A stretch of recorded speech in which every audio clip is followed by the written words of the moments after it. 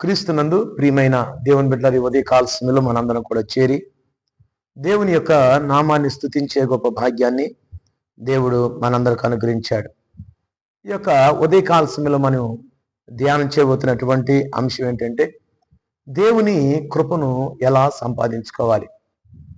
దేవుని యొక్క కృప మనం సంపాదించుకోలేకపోతే, దేవుని యొక్క దయను మనము సంపాదించుకోలేకపోతే, క్రీస్తునందు ప్రియ దేవుని బిడ్డలారా, దేవుని యొక్క ఆశీర్వాదాలు మన పట్ల ఉండవేమో ఆలోచన చేయవలసినటువంటి విషయాన్ని పరిశుద్ధాత్మ దేవుడు మనకు జ్ఞాపకం చేస్తూ ఉన్నాడు.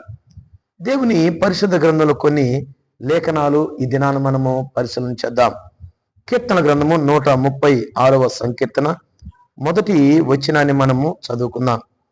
యెహోవా దయాళుడు, ఆయనకు కృతజ్ఞతాస్తుతులు చెల్లించుడి, ఆయన కృప నిరంతరమును.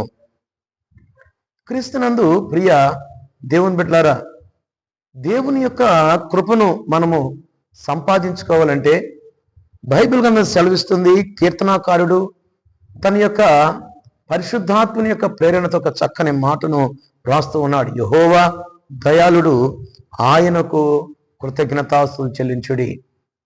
కృతజ్ఞతలో మనకున్నటువంటి లక్షణం ఏంటంటే కృప ఉంది. ఎప్పుడైతే మనము దేవునికి కృతజ్ఞతాస్తుతులు చెల్లిస్తామో, ఎప్పుడైతే దేవునికి మనము నైవేద్యం చెల్లించేటువంటి వారికి ఉంటామో, బలియాగం చెల్లిస్తామో, దేవునికి మనము విరిగి నలిగినటువంటి హృదయంతో, ఆత్మతో, సత్యముతో మనము దేవునికి కృతజ్ఞతాస్తుతులు మనం చెల్లిస్తూ ఉంటామో, ఆ కృతజ్ఞతలో ఉన్నటువంటి ఆశీర్వాదం ఏంటంటే ఆయన కృప మనకు నిరంతరము ఉండును అనే మాటను మనం చూస్తాం. అయితే ఈ రాత్రి కాల సమయంలో ఈ యొక్క పరిశుద్ధ గ్రంథంలో కొన్ని ప్రాముఖ్యమైనటువంటి విషయాలు కొన్ని చూద్దాం. మనం లూకా సువార్త దేవుని పరిశుద్ధ గ్రంథంలో కొన్ని లేఖనాలు మనము పరిశీలన చేద్దాం. లూకా సువార్త దేవుని పరిశుద్ధ గ్రంథంలో నుంచి 17వ అధ్యాయము మనం జాగ్రత్తగా చూస్తే 16వ వచనాన్ని మనము చదువుకుంటాం. గొప్ప శబ్దముతో దేవుని మహిమపరచుచు తిరిగి వచ్చి ఆయనకు కృతజ్ఞతాస్తుతులు చెల్లించుచు ఆయన పాదముల యొద్ద సాగిలపడెను, వాడు సమరయుడు అనే మాట మనం చూస్తాం. కృతజ్ఞతలో కొన్ని ప్రాముఖ్యమైనటువంటి లక్షణాలు కావచ్చు, రకాలు కావచ్చు, ఈరోజు మనం చూస్తాం. మన జీవితంలో మొట్టమొదటిగా కలిగి ఉండవలసినటువంటి కృతజ్ఞత ఏంటంటే నిజమైనటువంటి కృతజ్ఞతను మనము కలిగి ఉండాలి. ఈ యొక్క సందర్భంలో మనం జాగ్రత్తగా గమనిస్తే ప్రభువైనటువంటి యేసుక్రీస్తు యెరూషలేమునకు ప్రయాణం అయిపోవచ్చు, సమరయ గలిలయ మధ్యగా వెళుచున్నటువంటి సందర్భంలో ఆయన ఒక గ్రామంలో వెళుచుండగా 10 మంది కుష్ఠరోగులు ఆయనకు ఎదురుగా నిలిచినట్లుగా బైబిల్ గ్రంథంలో మనం చూస్తాం. నిలిచినప్పుడు వారందరూ కూడా యేసు ప్రభువా మమ్మల్ని కరుణించమని వారు కేకలు వేస్తున్నట్లుగా మనం చూస్తాం. అయితే యేసు వారిని చూచి ఒక చక్కని మాట అంటున్నాడు, మీరు వెళ్ళి మిమ్మను యాజకులకు కనపరుచుకుండని వారితో చెప్పాను. వారు వెళ్ళుచుండగా వారు శుద్ధులైనట్లుగా బైబిల్ గ్రంథంలో చూస్తాం. వారు శుద్ధులైనప్పుడు ఈ యొక్క 10 మంది కుష్ఠరోగుల్లో 9 మంది యూదులు ఉన్నారు, ఒకడు సమరయుడు ఉన్నాడు. 9 మంది కూడా వారి యొక్క కుష్ఠరోగాన్ని పోగొట్టుకొని వారు నిజమైనటువంటి కృతజ్ఞతను దేవునికి చెల్లించలేకపోయారు. కానీ ఒకే ఒక వ్యక్తి, ఒకే ఒక సమరయుడు ఏం చేస్తున్నాడంటే ఇక్కడ గొప్ప శబ్దముతో దేవుని మహిమపరచుచు తిరిగి వచ్చి ఆయనకు కృతజ్ఞతాస్తుతులు చెల్లించుచు ఆయన పాదముల యొద్ద సాగిలపడెను, వాడు సమరయుడు అనే మాట మనం చూస్తాం. క్రీస్తునందు ప్రియ దేవుని బిడ్డలారా, మొట్టమొదటిగా దేవుని కృపను మనం సంపాదించుకోవాలంటే బైబిల్ గ్రంథం సెలవిచ్చినట్లుగా యెహోవా దయాళుడు, ఆయనకు కృతజ్ఞతాస్తుతులు చెల్లించుడి, ఆయన కృప నిరంతరమును. అయితే దేవుని కృప నీ కుటుంబానికి, నీ జీవితానికి తోడుండాలంటే మొట్టమొదటిగా మనకు ఉండవలసినటువంటి కృతజ్ఞత ఏంటంటే నిజమైన కృతజ్ఞతను మనం కలిగి ఉండాలి. నిజమైనటువంటి కృతజ్ఞత ఆయన పాదముల మీద పడి గొప్ప శబ్దముతో దేవుని మహిమపరచుచు ఆయనకు స్తుతులు చెల్లిస్తూ ఆయన నామాన్ని హెచ్చిస్తూ ఆయన నామాన్ని ఘనపరుస్తూ విరిగి నలిగినటువంటి హృదయంతో మనము దేవునికి ఎప్పుడైతే కృతజ్ఞత కలిగి ఉంటామో ఆయన కృప నిరంతరమును అనే మాటను మనం చూడగలం. రెండో విషయాన్ని మరలా మీకు ఇక్కడ లూకా సువార్త 18వ అధ్యాయంలో మనం చూడగలం. ఇక్కడ ఒక మంచి సందర్భాన్ని మీకు జ్ఞాపకం చేస్తా. రెండవ కృతజ్ఞతను మనం ఇక్కడ చూడబోతున్నాం.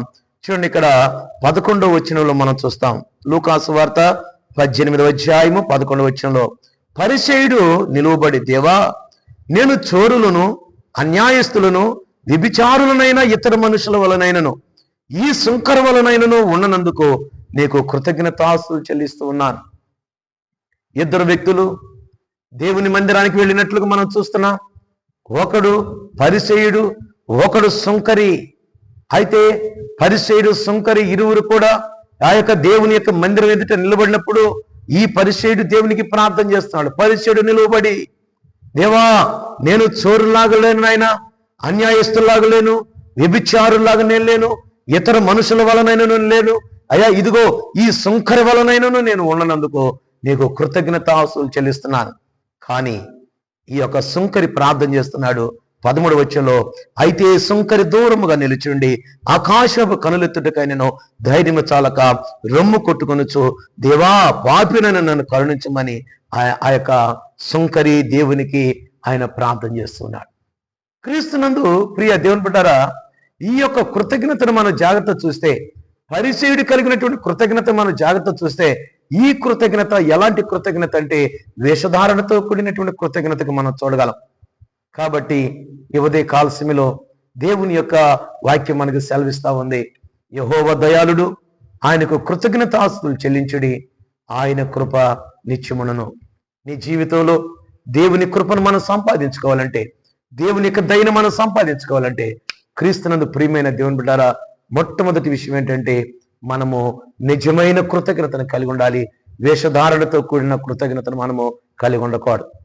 ఇంకా బైబిల్ గ్రంథంలో మరలా 2 కృతజ్ఞతలు ఉన్నాయి, మరి ఒక కృతజ్ఞతలు ఉన్నాయి. అవి ఏంటంటే అనవసరమైనటువంటి కృతజ్ఞత కూడా బైబిల్ గ్రంథంలో ఉంది. 4వది కూడా ఉంది. ఆ కృతజ్ఞత ఏంటంటే ఎరిగి ఎరగనట్లుగా దేవునికి ఏమండి మానవ జీవితానికి కలిగినటువంటి ఏమండి ప్రతి వారు కూడా, విశ్వాసులు కూడా ఎరిగి ఎరగనట్లుగా దేవునికి కృతజ్ఞతాస్తులు చెల్లిస్తూ ఉన్నారు. కాబట్టి ఈ 4 విషయాల్లో, ఈ 4 కృతజ్ఞతలో దేవుడు కోరుకునే కృతజ్ఞత ఏంటంటే నిజమైన కృతజ్ఞత. ఎప్పుడైతే నువ్వు నిజమైన కృతజ్ఞతను కలిగి ఉంటావో నీ జీవితంలో కలిగి ఉండేటువంటి ధన్యత ఏంటంటే ఆయన కృప నిత్యమును. కాబట్టి ఈ ఉదయ కాల సమయంలో దేవుని కృపను మనం సంపాదించుకోవాలి, దేవుని దయను మనం సంపాదించుకోవాలి. దేవుని కృప నీ కుటుంబానికి నిత్యం ఉండాలంటే ఆయన దయాళుడు, ఆయనకు కృతజ్ఞతాస్తులు చెల్లించుడి, ఆయన కృప నిత్యమును. ఆ కృతజ్ఞత ఎటువంటి కృతజ్ఞత అయి ఉండాలంటే నిజమైన కృతజ్ఞత అయి ఉండాలి. కాబట్టి ఇట్టి కృప మీ జీవితాల్లో కలుగునుగాక. ఆమేన్. చిన్న ప్రార్థన చేసుకుందాం. స్తుతికి కారణభూతుడా మీకు వందనాలు. విత్తబడిన మాటలు ప్రభువా వ్యర్థంగా పోకూడదు. దేవా, ఈ మాటలునైనా ఎవరైతే వింటున్నారో ప్రభువా, వారికి నైనా మీ కృపను దయచేయండి. నిజమైన కృతజ్ఞతను కలిగి దేవ మీ యొక్క దయాళత్వమును సంపాదించుకునేటువంటి గొప్ప భాగ్యమును దయచేయండి. అయ్యానైనా అనేకమైనటువంటి వేరు కృతజ్ఞతలు కలిగి ఉన్నప్పటికీ దేవ ఈ వాక్య భాగం పెట్టినటువంటి నీ బిడ్డలనైనా నిజమైన కృతజ్ఞత కలిగి, నైనా వేషధారణతో కూడినటువంటి కృతజ్ఞత లేక, అనవసరమైన కృతజ్ఞత లేక, ఎరిగి ఎరగనట్లుగానైనా అయ్యా మీకు కృతజ్ఞత కలిగినటువంటి జీవితం లేక, అయ్యా నిజమైన కృతజ్ఞతను కలిగి నీ బిడ్డలు మీ కృపను పొందుకునేటువంటి భాగ్యం దాయిచ్చామని ఈ మాటలు వినిచినటువంటి నీ బిడ్డలకు నైనా ఈ ఉదయ కాల సమయంలో అయ్యా మీ కృప మెండుగానైనా వారి యొక్క బిడ్డలకు, వారి కుటుంబానికి తరతరములు తండ్రి యేసుక్రీస్తు నామములో అనుగ్రహింపబడులుగా అక్కడ ప్రార్థిస్తూ మా ప్రభు యేసుక్రీస్తు నామమున అడిగి వేడుకుంటున్నాం మా తండ్రి. ఆమేన్. మన పరమ తండ్రి అయిన దేవుని ప్రేమయు, కుమారుడైన యేసుక్రీస్తు కృపయు, పరిశుద్ధాత్మని యొక్క అన్యోన్య సహవాసము సన్నిధానం ఈ మాటలు వినుచున్నటువంటి నీ బిడ్డలకు సర్వకాలము సదాకాలం మీ కృపతోడై ఉండి నీ బిడ్డలను నడిపించునుగాక. ఆమేన్.